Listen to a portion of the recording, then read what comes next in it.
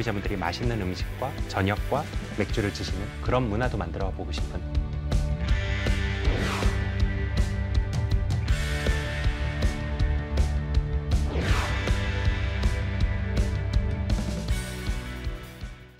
시청자 여러분 안녕하십니까? 이슈앤피플 장용수입니다. 여름철 하면은 맥주가 생각이 나는데요.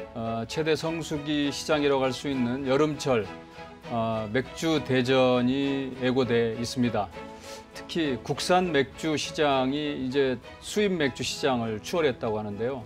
그 배경에는 국산 수제 맥주 시장이 이렇게 성장하면서 그 역전이 지금 됐다고 하는데요. 오늘은 수제맥주협회 박정진 회장을 모시고 말씀을 나눠보겠습니다.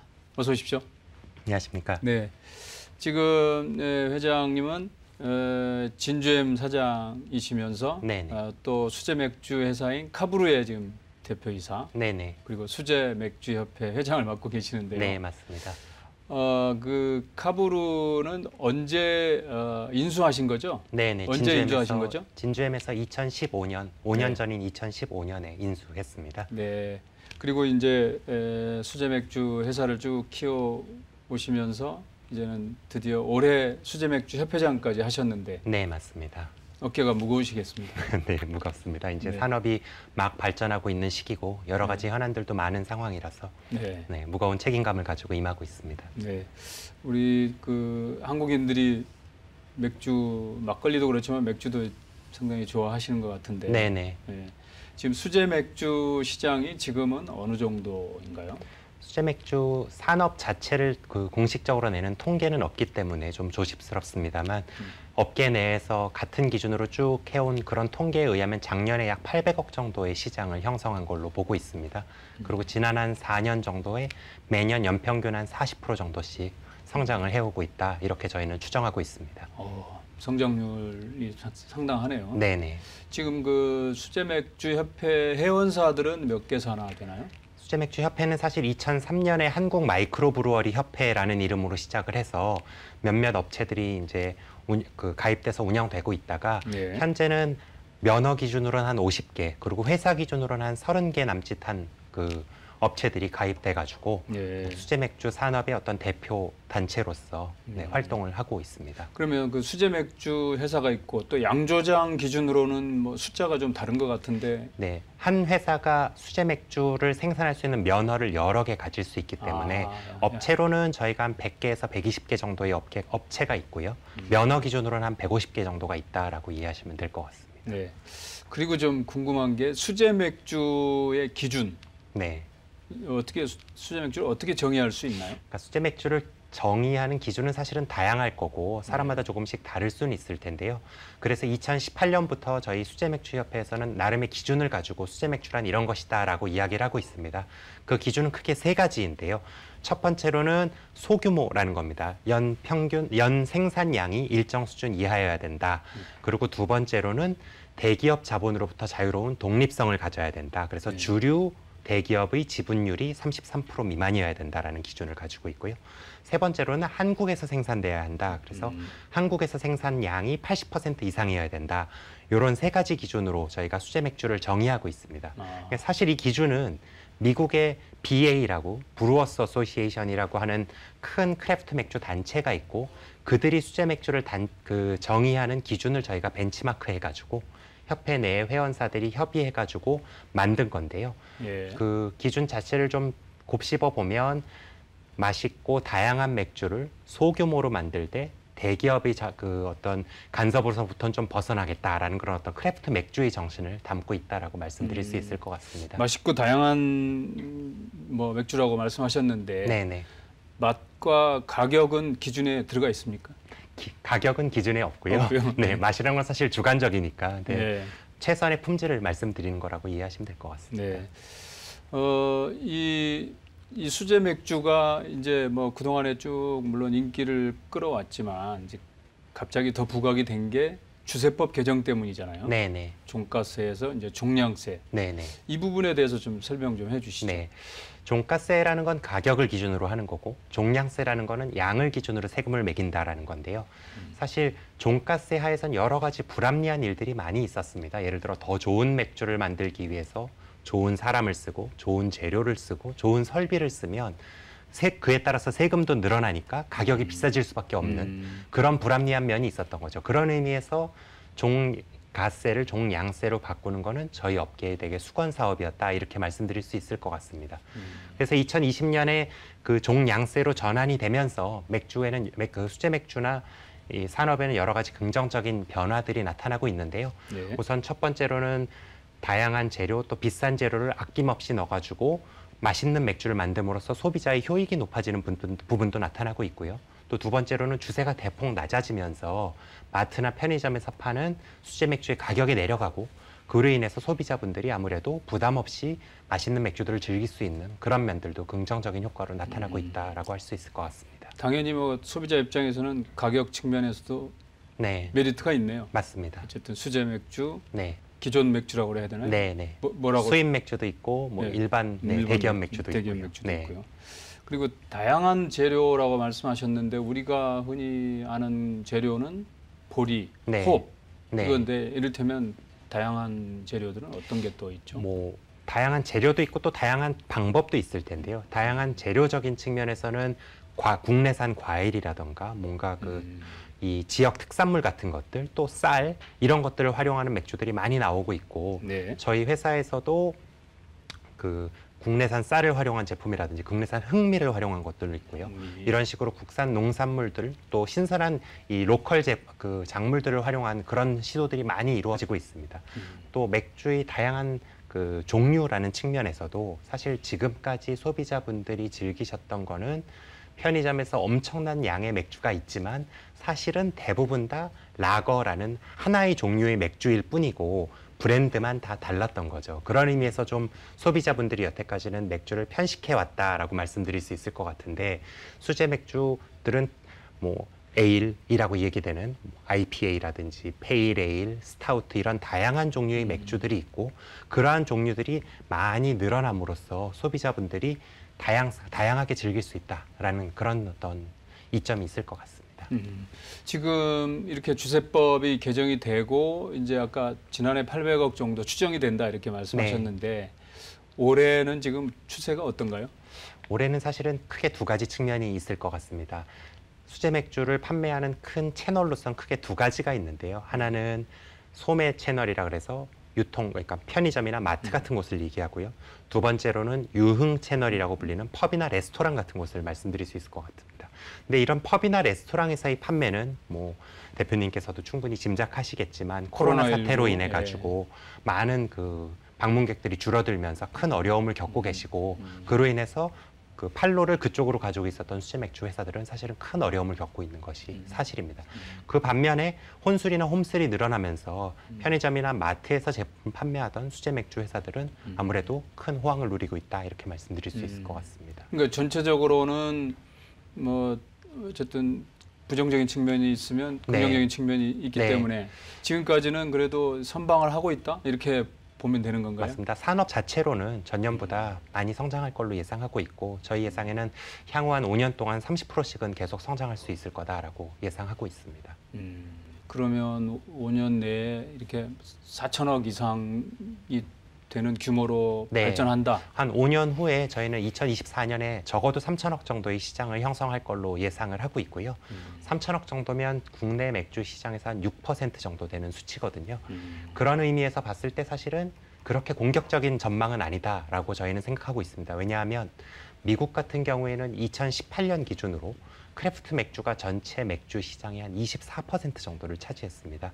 그런 측면에서 비교해 봤을 때 물론 미국은 저희보다 훨씬 더 크래프트 수제 맥주 역사가 길긴 하지만 저희도 소매 시장이 열리고 소비자의 그 대중화의 길을 겪으면서 그러면서 한 전체 맥주 시장의 6, 7% 정도 차지하는 거는 당연히 가능한 일이다. 저희는 그렇게 생각을 하고 있습니다. 어쨌든 요즘 그 혼술족들이 많이 늘어나면서 그런 마트나 편의점을 많이 찾을 텐데 가면은 어쨌든 상당한 다양한 맥주들이 있는데 그 중에 선택의 기쁨이 좀 있겠는데요. 네, 맞습니다. 네. 뭐 사실 수제 맥주 시장이 아까 저희가 조금 말씀도 나눴습니다만 작년부터 좀 큰 변화를 겪고 있는데 예. 그 제일 큰 변화는 이 여태까지 시장의 성장을 이끌었던 음식점이나 펍에서의 판매는 좀 정체를 겪고 있고 소매 시장이 크게 늘어나고 있다는 측면입니다. 이런 소매 시장이 크게 늘어나는 건 크게 두 가지 요인이 저희는 있다라고 생각하는데, 하나는 대표님 말씀하신 것처럼 젊은이들이 혼술, 홈술 문화가 늘어나면서 퇴근하면서 편의점에서 산 4캔의 맥주를 HMR 식품을 집에서 돌려 먹으면서 넷플릭스를 보고 혼자 마시는 그런 문화들이 음주 문화의 어떤 변화, 패러다임의 변화가 일어나고 있다라는 것이 큰 요인일 테고, 그러한 어떤 문화의 변화를 뒷받침하는 그런 소매 채널, 편의점이나 마트에서의 공격적인 가격 정책, 이런 두 가지가 맞물리면서 수제 맥주 시장이 크게 성장을 하고 있다, 이렇게 생각을 하고 있습니다. 그리고 올해부터는 종량세라는 주세제도의 변화가 그걸 뒷받침하면서 그러한 변화를 더더욱 더 가속화할 것이다 라고 저희는 기대하고 있습니다. 그런 의미에서 시장도 커지고, 시장이 커지면 아무래도 다양한 제품들이 나올 수밖에 없고, 그러니까 소비자 입장에서는 가격도 낮아지고 종류도 많아지는 그런 여러 가지 효익을 누릴 거다라고 생각을 하고 있습니다. 예, 혼술족, 특히 맥주를 좋아하시는 분들은 반가운 소식이 아닐 수 없는데요. 네, 맞습니다. 우리 원래 이제 모회사라고 할까요? 진주햄이지 맞습니다. 않습니까? 네. 이제 5년 전에 이 카브르라는 회사를 인수해서 수제 맥주 회사 이 업종에 뛰어들었는데 네네. 특별히 무슨 계기가 있었나요? 뭐 연관성이 없다고 볼 수는 없는데. 맞습니다. 예. 저는 이제 다른 회사에서 일하다가 가업을 물려받기 위해서 2013년부터 진주햄에서 일하고 있는데요. 예. 진주햄에 처음 왔을 때 많은 분들이 하시는 얘기가 진주햄은 좀 오래된 회사고 브랜드 이미지가 아무래도 좀 그런 의미에서 젊은이들한테 어필하지 못하는 부분이 있으니 요식업 같은 걸 해보면 어떠냐, 이런 사실 제안들을 많이 하셨었는데 예. 근데 저희 회사는 아무래도 제조업 회사니까 그런 의미의 그런 관심을 크게 두진 않았습니다만, 대표님께서 말씀하듯이 누구나 떠올릴 수 있는 햄과 맥주의 궁합, 이런 것들을 고려할 때 맥주 산업은 괜찮을 것 같다라는 생각을 했었습니다. 그러던 상황 하에서 어떤 저희 지인께서 요즘 2015년 당시에 수제 맥주 산업을 이끌고 그리고 제조에 역량이 뛰어난 회사가 있는데 한번 소개시켜 주겠다라는 말씀을 하셔서, 그래서 우연히 만나게 됐고 그 회사에 대해서 공부하다 보니까 이 산업이 되게 전망이 좋고 크게 성장할 수 있는 분야라는 생각이 들어서 그래서 인수를 결정하게 되었습니다. 그렇군요. 이제 수제맥주협회 부회장 하시다가 이제 네. 회장까지 지금 네, 맞습니다. 맡게 되셨는데, 기간은 길지는 않지만은 이 수제맥주 시장에 대해서 확실히 파악을 하고 지금 그 경영을 하고 계시지 않겠나 싶은데, 네. 카브르의 뭐 현재 상황 그리고 앞으로 계획은 어떻습니까? 앞으로 수제 맥주 시장이 어떻게 될 거냐가 저희 회사의 계획하고 결국은 밀접한 관련이 있을 것 같습니다.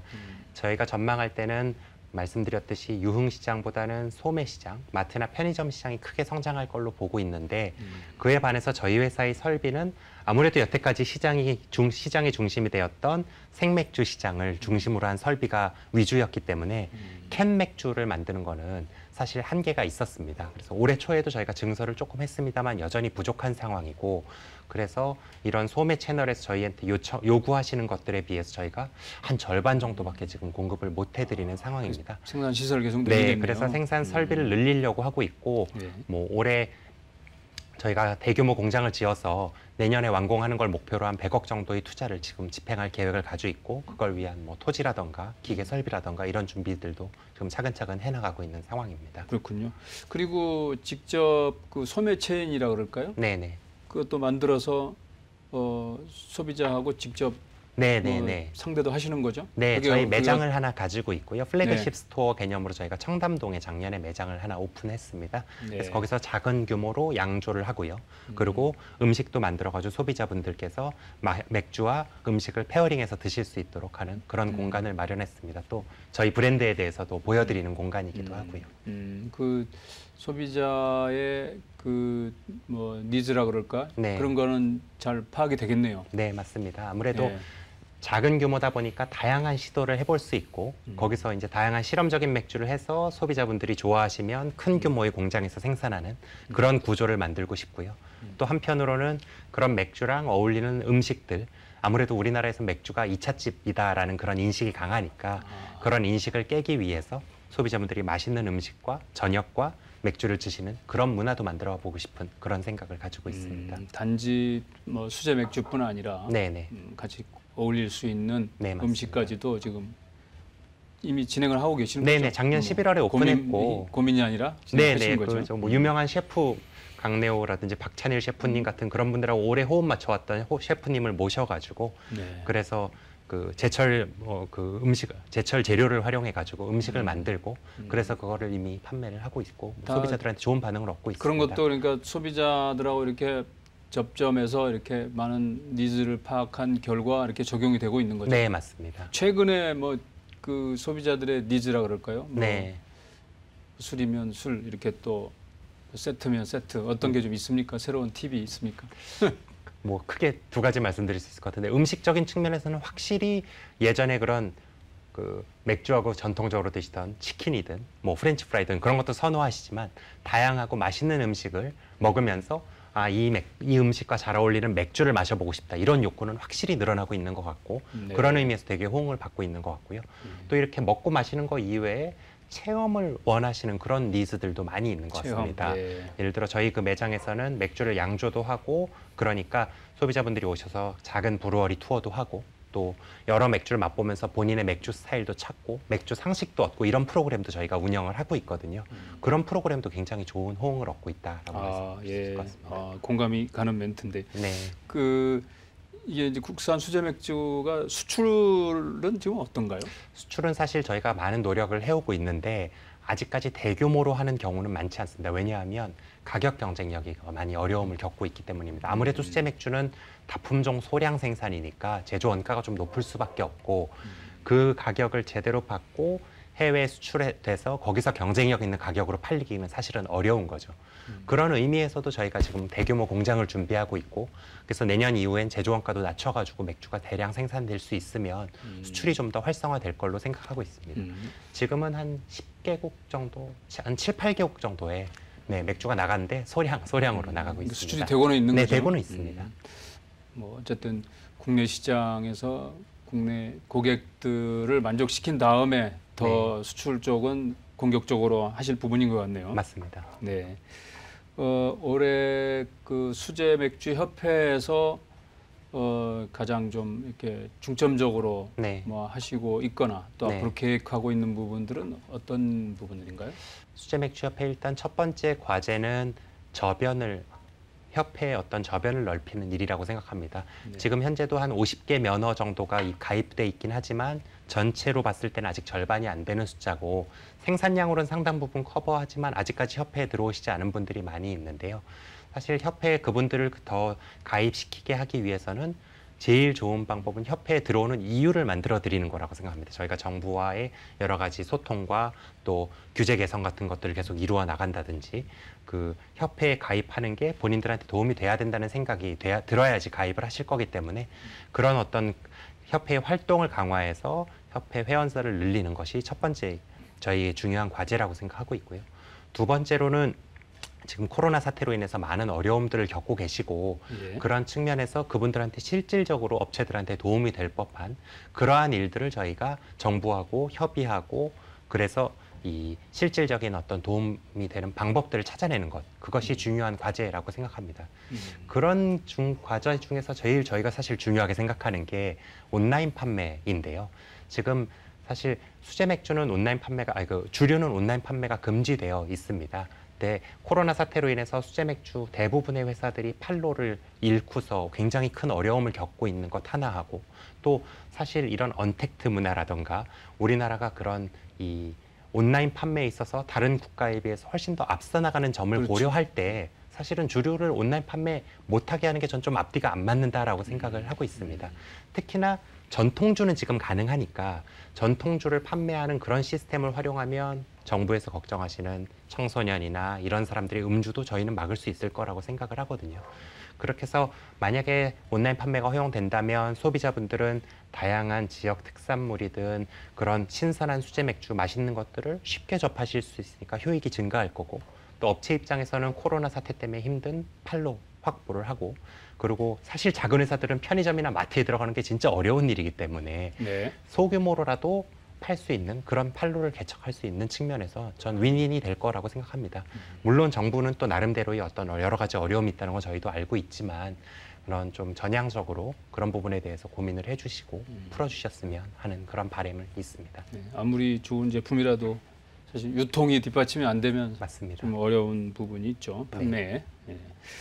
그 앞서 잠깐 언급하셨지만 이제 진주햄 브랜드 하면 친근하지만 네네. 또 이렇게 젊은 사람들은 잘 모르지 않습니까? 네, 모르시는 분들. 그래서 이제 또 수제 맥주 쪽에 진출하신 것도 있지 않나 싶은데 네네. 지금 진주햄의 뭐 경영 상태나 네네. 앞으로 어떤 경영 계획 네. 한 말씀 해주시죠. 진주햄은 사실 지난 몇 년간은 좀 어려움을 겪었던 것이 사실입니다. 여러 가지 사회적인 변화 등등의 저희가 여러 가지 변화로 인해 가지고 어려움을 겪었던 것도 사실인데요. 그럼에도 불구하고 이제 진주햄의 대표 상품인 간식 소세지 식품군에서는 저희가 꾸준히 1등을 확고히 지켜오고 있고 또 수출도 매년 100억 이상 계속 이루어지고 있기 때문에 간식 소세지 상품군에 있어서는 걱정이 없고 잘 해나갈 수 있을 거라고 생각을 하고 있습니다. 다만 돼지고기로 만드는 햄 소세지 식품군에 있어서는 저희가 좀 어려움을 겪었고 경쟁자와 직접적으로 맞닥뜨리면서 아무래도 저희는 작은 회사다 보니까 어려움이 있었는데요. 그 부분은 나름대로의 전략을 가지고 대소비자가 아닌 B2B 사업을 좀 더 강화하는 방향으로 저희가 방향을 잡아서 꾸준히 진행을 하고 있고 그러한 어떤 성과가 나타나고 있기 때문에 네, 회사 전체적으로는 앞으로 더 좋아질 것이다라고 저희는 기대하고 있습니다. 수출 비중도 네, 저희가 높은 전체 편이죠? 매출에서 한 15% 정도가 10%. 수출입니다. 네. 앞으로도 수출 시장 확대 개척을 위한 노력들은 계속 되겠네요. 네, 많이 할 거고요. 또 저희가 네. 사실 2018년에는 베트남 최대 식품 재벌인 마상그룹이라는 회사하고 합작 회사도 만들어가지고 베트남 내에 지금 1등 햄 소세지 회사를 운영을 하고 있고요. 저희의 기술적인 노하우를 그쪽에 전수하고 마상그룹은 영업이나 마케팅적인 노하우를 저희에게 제공해가지고 그래서 뭐 매년 거의 2배씩 성장을 하고 있습니다. 그래서 네. 그 회사도 잘 될 거라고 믿고 있습니다. 네. 우리 박 회장님은 비교적 아직은 젊으신 편이잖아요. 네네. 그러니까 이쪽 식품과 음료 시장이라고 해도 되는 거죠, 수제 네, 맥주. 맞습니다. 예, 식음료 시장에서 앞으로의 활약을 기대해 보겠습니다. 네, 열심히 하겠습니다. 예, 오늘 나와주셔서 감사합니다. 네, 관심 가져주셔서 감사합니다.